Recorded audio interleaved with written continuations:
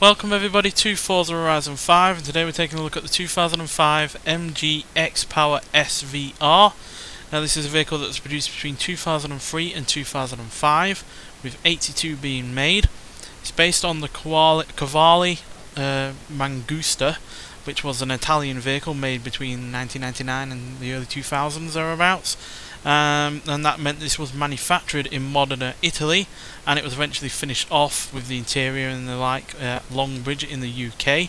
And yeah, that's only the beginning of this car's ultimate problems, because yeah, it's a hodgepodge of parts as well as a hodgepodge of companies involved, as the front headlights were from a second generation Punto, the rear lights were from a Fiat Coupe, the door handles on the exterior were from an MG TF, the interior door handles, window switches and the wing mirrors were from a Rover 75, the engine is from Ford, and it ultimately went around 6 different companies before each vehicle was made, which yeah, ultimately made this extremely expensive to build. This version in fact was £83,000, which is around the same price if not more than a Porsche 911 Turbo S, which yeah, isn't built out of old Fiat parts, for instance. So yeah, you can see why only 82 of these were made, and ultimately yeah, was a failure for MG, and yeah, was the final nail in the coffin for the company before it was bought out by a Chinese company. So yeah, which is a bit of a shame, because I really do like the name of this car. XPower SVR sounds really cool, and yeah, it's also designed by the guy that did the McLaren F1, and yeah, I think styling wise it looks pretty damn good.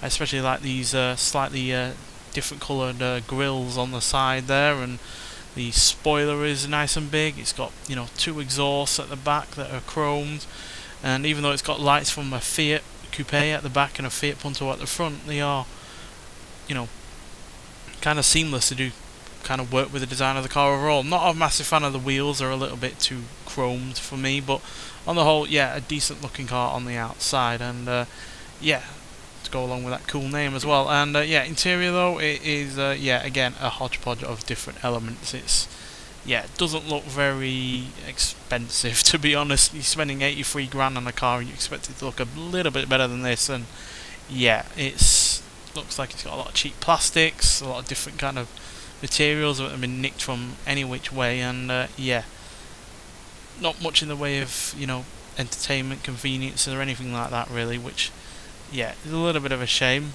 And yes, somehow they've not even really made use of the rear either. Doubt you could get rear seats in there, but even so, it doesn't look like it's really been used, which is a shame, because then it doesn't even really have a boot either. It's sort of a tray with half of it being taken up by what looks like a battery, I think. So yeah, not a practical car whatsoever, but then again, most coupes aren't. But you could also look at the likes of the 911, which is a practical sports car, and yeah, really slated it again, really you know, slate this car against that. So yeah, bit of a shame there. And yeah, it gets a little bit worse in terms of, you know, the kind of, you know, technology that's underneath the car. Yes, it's got carbon fiber body panels, but it's got a very age-old design engine. It's from Ford, it's from the Mustang, it's the 5-litre modular V8 producing 385 horsepower and 376 pounds-feet of torque, which is a decent amount in its own right. But like I said, you could buy a Porsche 911 Turbo S for the same kind of price as this, and that would have well over 400 horsepower. It's got all-wheel drive, it's yeah, top-of-the-line class sports car for the time, and this is only rear-wheel drive. It's only got a 4-speed automatic gearbox, which is really, really woeful. Not going to help this car whatsoever. It's a shame we don't have the 5-speed manual, because that would at least enliven the car a little bit. But at least it only weighs 3,395 pounds, helped by that carbon fibre bodywork. And yeah, and it's got a kind of a simple old-world charm to it as well in a lot of rights. So yeah, but still, it's ultimately a car that is very flawed. It was flawed from the get-go, because MG really didn't have the ability to make a car like this, and that meant it was doomed to fail from the start really. But nonetheless, let's get out there onto the open road and see what this car can do. So yeah, this car isn't particularly sophisticated, but it's still got plenty of power from its really rather large engine, so it should be pretty good in a straight line. So let's see what it can do on this drag strip. So yeah, a really low revving engine. It is from Ford's period where they were still a little bit adamant for going for a high revving V8, but as you can see, reasonably quick.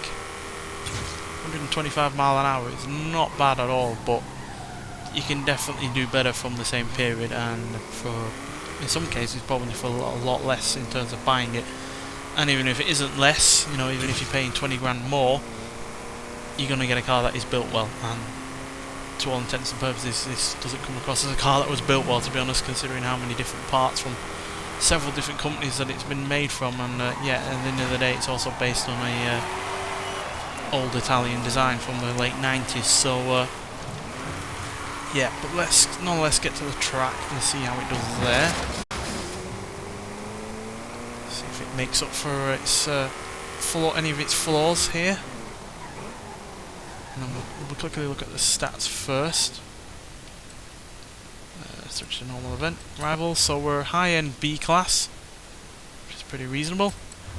And yeah, 6.3 speed, 5.6 handling is all fairly good, but the acceleration is quite on the low side, and the braking, even though it's pretty decent, it's not as good as a sports car from this period really should be.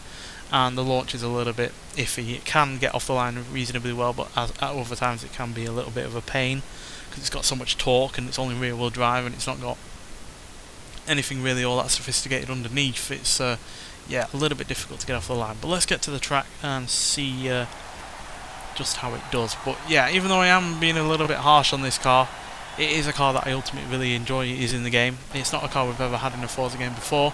It's a car I've wanted in a Forza game for a very long time, ever since I saw it in an old Top Gear episode, where Jeremy Clarkson famously smacked his head into the side of the car when driving it, because he was drifting it, and he swung it one way, swung it the other way, and his head ultimately hit the top of the roof above the door, and extremely funny moment, quite frankly. And yeah, but yeah, it's just a shame really that MG really didn't have the foresight to realise that they could not really afford to make a car like this, because they didn't have the manufacturing in their plant to do this, they didn't have the know-how of doing anything like this.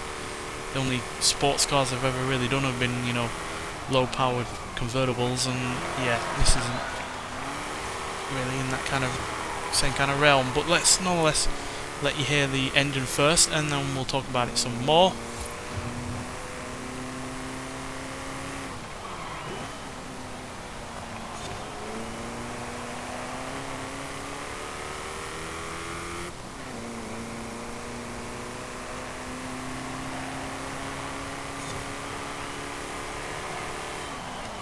Yeah, it's a typical kind of, you know, Ford V8, American V8 kind of sound really. I think it's the same engine that you use in a uprated version of the Rover 75, which is another car I'd really rather like in a Forza game, to be honest. But yeah, still, this does handle reasonably well. Obviously it does snap in terms of oversteer at times if you push it too hard, especially when coming out of the corner with all of that torque that you've got to play with. But if you're cautious with it, if you're gentle with it, it will reward you with a reasonably good driving experience. Acceleration though isn't particularly great because of that automatic gearbox and the fact it's got quite a lazy engine.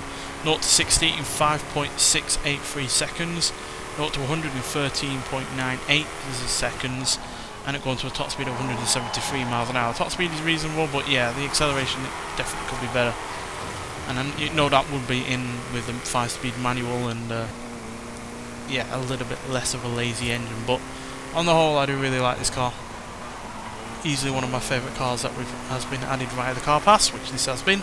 It's the last of the current batch that we can see on the car pass, so yeah, I really do like this car.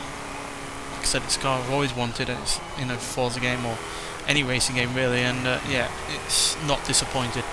Yes, it's flawed, and I'm really not going to deny that it's a flawed car, but it's ultimately one of those ones that is perfect because of its imperfections, or in spite of its imperfections. And yeah, really do like it. It's a great sounding engine, even though it is a lazy and not particularly sophisticated one. Handles reasonably well, and I really do love the look of it, and it's got a cool last name. So yeah, really not too fussed if it's a flawed car and one that ultimately sank MG, because it is a really rather solid sports car that is one that has bucketfuls of charm, really. So yeah, really do recommend getting this car if you've not got it out the car pass yet, or if you've not bought the car pass, then I don't know what is stopping you, but it's well worth getting even at this point, never mind by the time that we have all of the cars out of it. So yeah, nonetheless, thanks for watching, and I'll see you in the next one. Bye.